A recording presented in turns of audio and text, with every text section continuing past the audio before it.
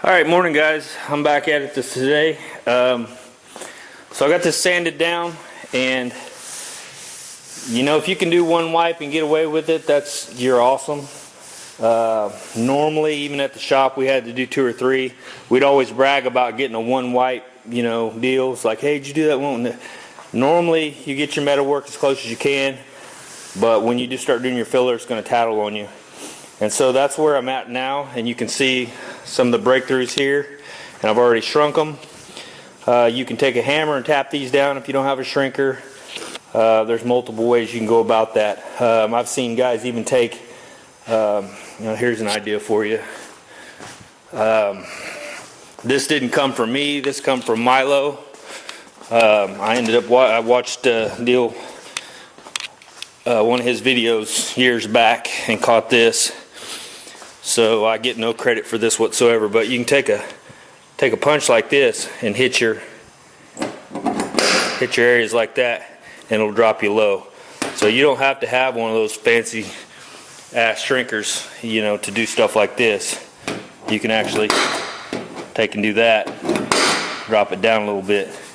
So just so you know, another idea for you. What else? Yeah, so I got to rewipe this. I've hit this in 80 down to here. I've exposed my high spots.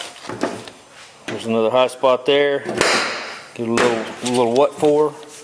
And now we will go back over that with another skim coat. I'll block it down again. Make sure I don't have any highs. Try to ghost it out as possible, good as possible. I was going to have to do it anyway because I run this back, and this, you can feel this pretty good. So that was going to end up being a problem child. So I'm going to have to run my filler back to here and re-wipe this. I hadn't really worked on this yet, but yeah, that's what I'm doing right now.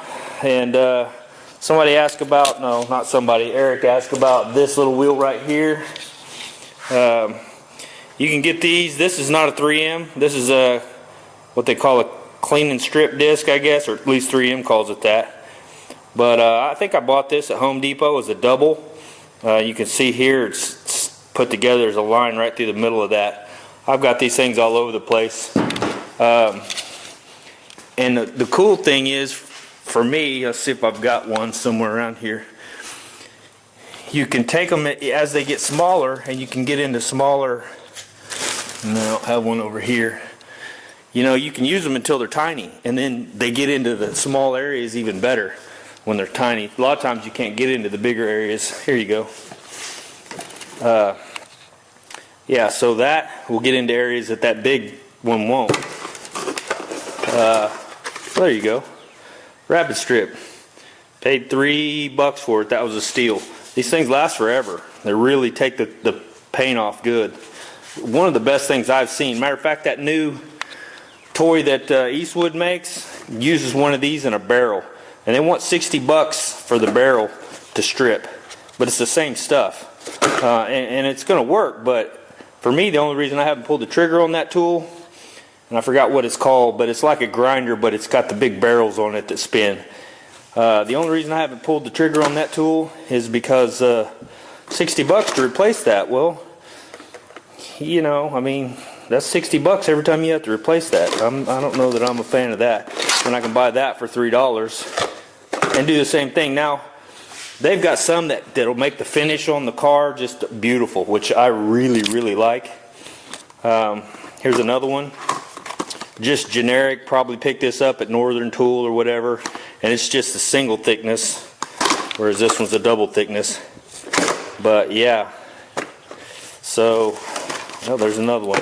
I ended up buying all of these because $3, man. Normally these are like $9 or $10. So I ended up buying a bunch of them. I've got these things laying all over the place, but they last a pretty good while. And like I said, you can keep using them even when they're little. Mixing Bondo. Yeah. Little edges on that. They're kind of sharp.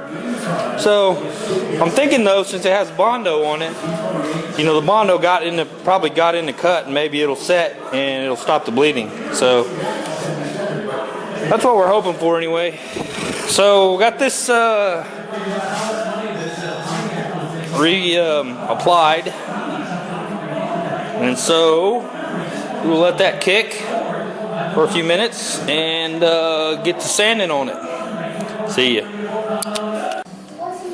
All right, let's see what we get.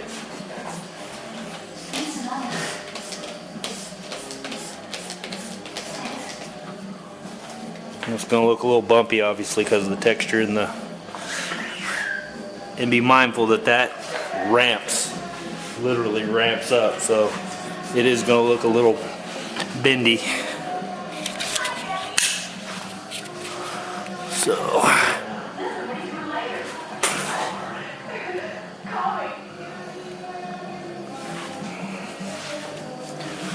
there you go.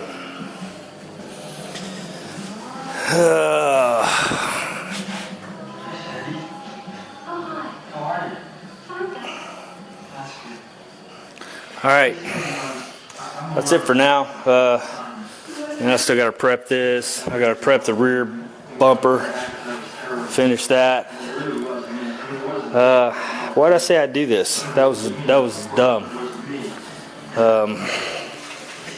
Dumb. But for a buddy, it's what buddies do, right?